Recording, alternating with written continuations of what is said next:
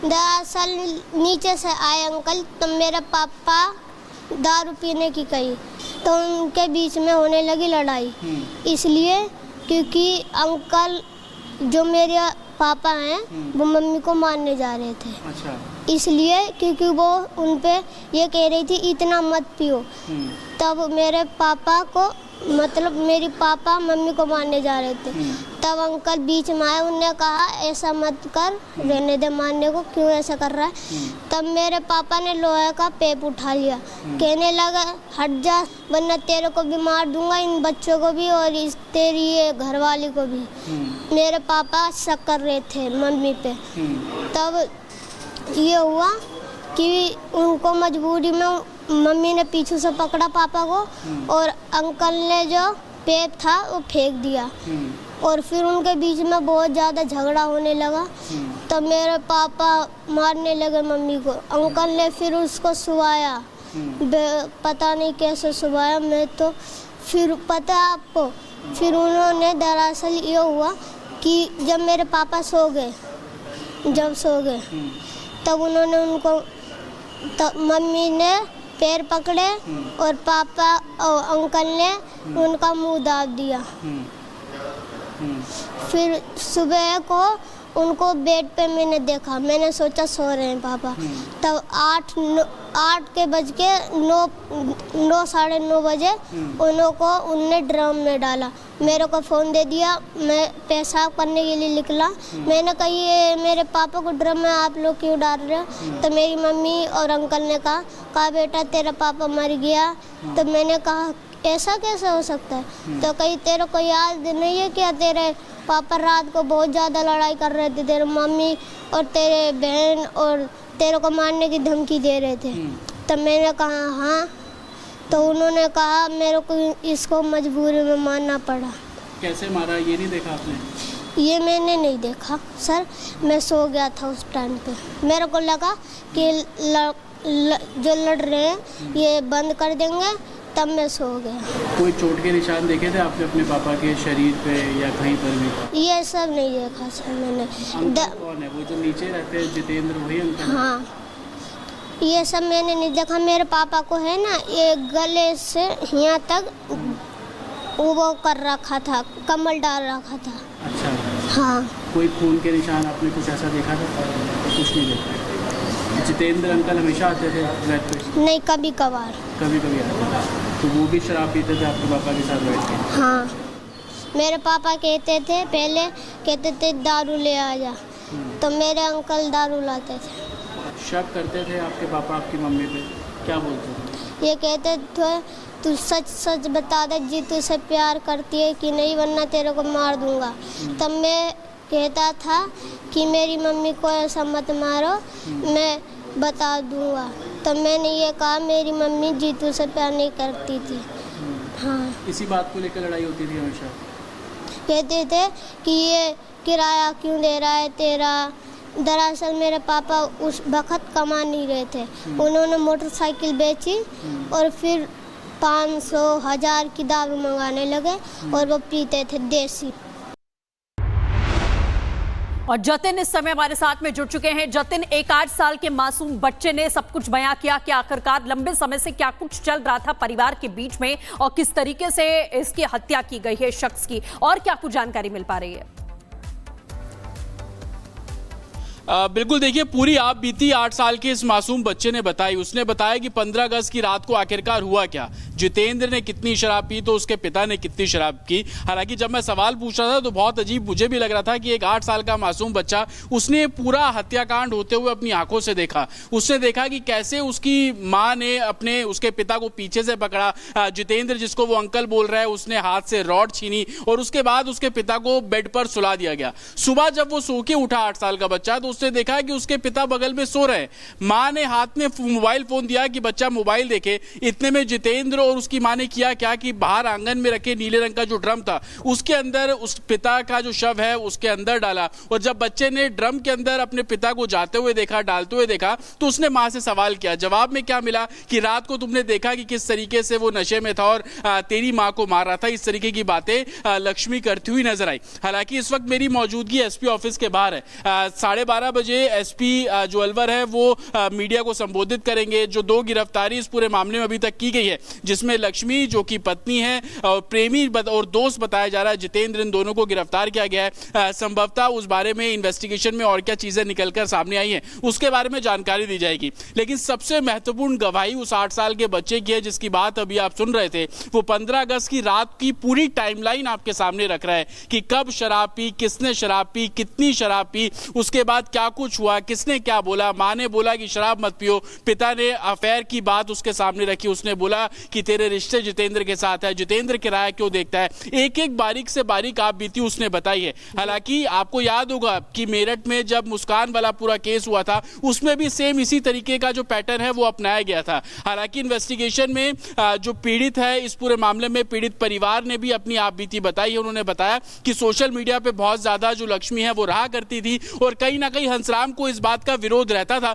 कि social media पे वो ज्यादा ना रहे। जितेंद्र के कहने पर वो अलवर आती है, जितेंद्र के घर पर ही किराए का मकान लिया जाता है, 1500 रुपए किराया दिया जाता है और किराया देने वाला भी जितेंद्र ही होता है। और यही बात कहीं ना कहीं हंसराम को खटकती है। वो बेटे से जब मैंने बात की 8 साल के, तो वो बता रहे कि जब जितेंद्र किराया देता था तो इस बात को लेकर भी उसके पिता विरोध जताते थे कि आखिरकार वो किराया क्यों दे रहा है। तो कई ऐसे जो पहलू है इस केस में अब निकलकर सामने आ रहे हैं और संभवतः इन्हीं पहलुओं के आधार पर पुलिस इस पूरे मामले की जांच कर रही है। हालांकि दोनों की गिरफ्तारी की गई है, कंसर्न कोर्ट में पेश किया जाएगा, पोस्टमार्टम कराया गया हंसराम के शव का, मेडिकल बोर्ड का गठन किया गया क्योंकि बॉडी सड़ रही थी, नमक उस बॉडी पे लगा दिया गया, ड्रम जितेंद्र के घर से ही मंगवाया गया और ये बोलकर मंगवाया गया कि उसके अंदर पानी भरेंगे। तो एक बारीक से बारीक चीजें, मौके से मिले हुए सबूत, जिस चादर से ढका गया वो चादर हमने सुबह आपको स्पॉट से दिखाई थी कि वो अभी भी वहां पर पड़ी हुई है, कैसे किराया मकान दिया गया, किस तरीके से कॉन्स्पिरेसी रची गई, कैसे पैर पकड़े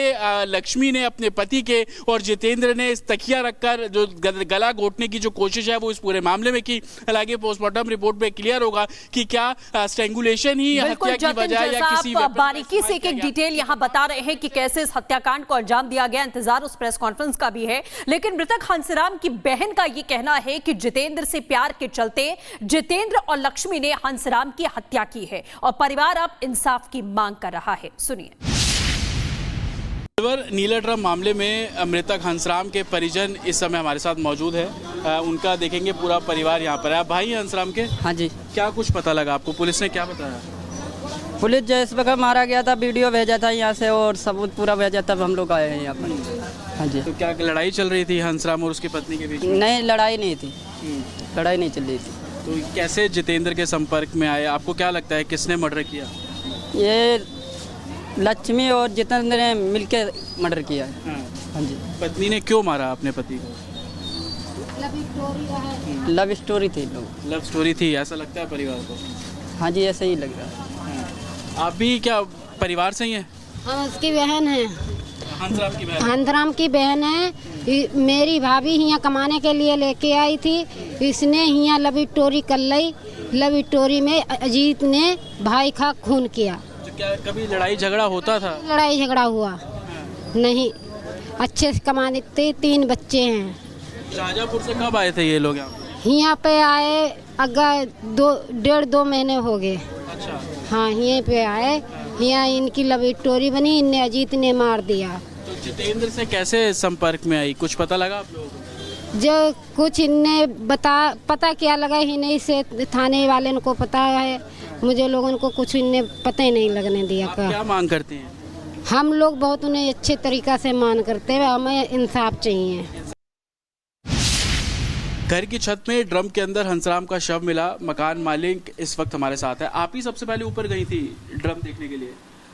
नहीं, मैंने ड्रम का हाथ नहीं लगाया, मैं छत पर गई, बदबू आ रही थी। वो बदबू आई तो मैंने 100 नंबर फोन कर दिया, पुलिस आ गई, उन्होंने चेक पड़ताल कर लिया। तो ये कब से आपके यहाँ पे किराए पे रहते थे? अभी 1.5 महीना ही हुआ, महीना 1.5 महीना ही। क्या बताया था कि क्या काम करते हैं, कुछ बताया था आपने? घर किराए पे देने से पहले कुछ पूछा था?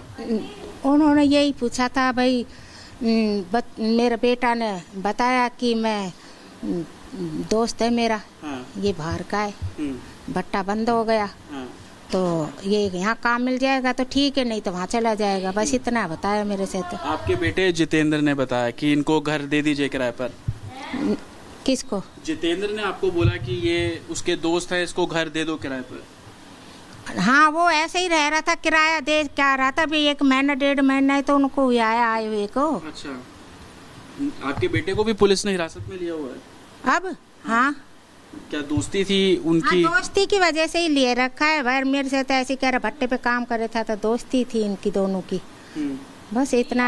मेरी जितेंद्र भी जन्माष्टमी वाले दिन से घर से चला गया था, फिर वापस नहीं आया। हाँ, वो उस दिन ही घर से चला गया था, तो आया नहीं दूसरे दिन। तो मन का वो दोस्त के साथ ही गया, कहाँ गया, तो फिर हमको शक हुआ कि भाई वो भी उसके साथ ही है।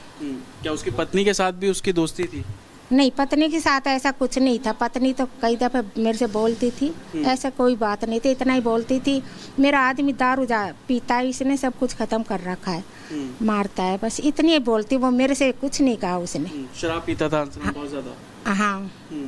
तो आपका बेटा भी क्या साथ में बैठता था? किसके? जितेंद्र भी साथ में बैठता था हंसराम के? हाँ, दोस्ती होगी तो बैठता ही होगा। मुझे ये नहीं देखा, नहीं मुझे इन बातों को पता। अच्छा, इस हत्या के पीछे क्या आपको लगता है जितेंद्र का भी हाथ होगा? वो भी मिला? अब वो आया नहीं तो फिर हमको तो शक है ना कि भाई अब आया नहीं तो वो कार्रवाई होनी चाहिए। हाँ, अब आपके बेटे पर कार्रवाई होगी तो आपको कोई आपत्ति? क्या चाहती हैं आप? मैं यही चाह रही हूँ भाई, ये जो भी हो रहा है ये कार्रवाई तो करो भाई। हत्या हुई है, ऐसे थोड़ी ना कोई भी हो आरोपी उसको पकड़ कर भाई। सौरभ हत्याकांड की तर्ज पर अलवर में भी पत्नी ने अपने प्रेमी के साथ मिलकर पति का मर्डर कर दिया। अब इस मामले को लेकर कई बड़े खुलासे हो रहे हैं। आरोपी लक्ष्मी सोशल मीडिया पर रील्स भी बनाती थी जो उसके पति को रास नहीं आता था। पुलिस इन्हीं वीडियोस के आधार पर आगे की कार्रवाई करने में जुटी हुई है। देखिए इस रिपोर्ट के जरिए।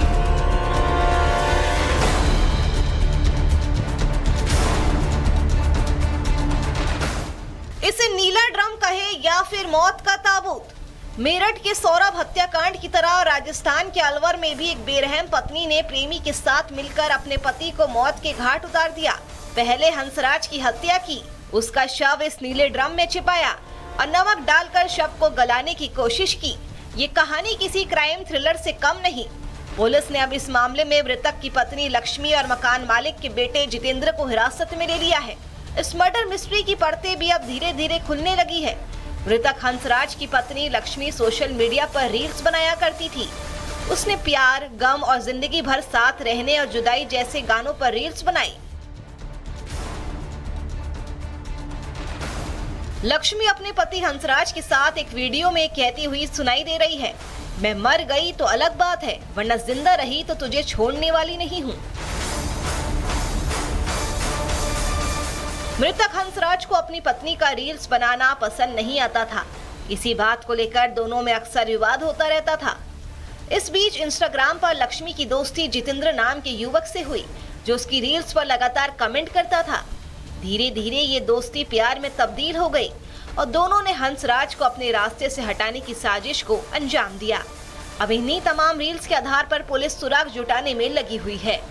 रिपब्लिक भारत के लिए ब्यूरो रिपोर्ट। और जिस घर की छत पर नीले ड्रम में शव को छुपाकर रखा गया था, वहां से भी आपको एक्सक्लूसिव रिपोर्ट दिखाते हैं। मेरठ में मुस्कान ने कैसे अपने पति की हत्या की, टुकड़े किए, टुकड़े करने के बाद नीले रंग के ड्रम में पति के शव को रख दिया, सीमेंट डालकर उसको जमा दिया। हूबहू उसी तरीके की वारदात अलवर में भी देखने को मिली। अलवर के उसी घर पर मैं मौजूद हूं और ये छत आप देख रहे हैं। इसी छत पे नीले रंग का ड्रम रखा हुआ था और अंदर पति की लाश थी और हत्या करने वाला कोई और नहीं बल्कि पत्नी और उसका जो दोस्त, इस घर का जो एक तरीके से मकान मालिक का बेटा, वो पुलिस ने दोनों को हिरासत में लिया है। नीले रंग का ड्रम इस जगह पे रखा हुआ था, आप ये देख रहे हैं जो चद्दर यहाँ पर रखी हुई है और ये वही चद्दर है जिस चद्दर से जो शव था हंसराम का उसको नीले रंग के ड्रम में डालने के बाद इस चद्दर से ढक दिया गया था और इसी जगह पर वो ड्रम रखा हुआ था। जब बदबू आनी शुरू हुई तब जाकर पुलिस को इस पूरे मामले में जानकारी दी गई। वो ड्रम कैसा था, वो ड्रम देखेंगे, कुछ इस तरीके का ड्रम था, तकरीबन 3.5 से 4 फीट के आसपास का वो ड्रम था। ये भी नीले रंग का है, लेकिन वो थोड़ा गाढ़े नीले रंग का ड्रम था, जिसको अब पुलिस ने कब्जे में ले लिया है। अलवर की उसी छत पर इस वक्त मैं मौजूद हूँ। ये जो कमरा आप देख रहे हैं, बताया जा रहा है कि हंसराम, उसकी पत्नी सुनीता उर्फ लक्ष्मी इसी घर में रहते थे। अंदर की मैं आपको अगर तस्वीर दिखाऊं तो आप देख पाएंगे कि एक तरीके से तख्त यहाँ पर रखा हुआ है, मंजी यहाँ पर रखी हुई है, सामने आपको कूलर नजर आ जाएगा, लकड़ी के 2 छोटे छोटे सोफे आपको नजर आ जाएंगे, फ्रिज यहाँ पर आपको नजर आ जाएगा। तकरीबन 1.5 महीने पहले यूपी के रहने वाले हंसराम अपनी पत्नी 3 बच्चों के साथ इसी घर में आकर रुकता है और ये घर जो है वो किराए पे लिया गया था तकरीबन 1.5 महीने पहले। लेकिन जन्माष्टमी पे जो पत्नी थी अपने 3 बच्चों के साथ बाहर निकल जाती है और उसके बाद से वो वापस नहीं आई, और जब 2 दिन बाद बदबू आनी शुरू होती है तो इसी जगह से उस ड्रम से उस शव को बाहर निकाला गया और पुलिस ने उस शव को अब कब्जे में लेकर पोस्टमार्टम के लिए भेज दिया है। हालांकि शव को गलाने के लिए पूरी बॉडी पर नमक लगा दिया गया था ताकि जल्दी से जल्दी जो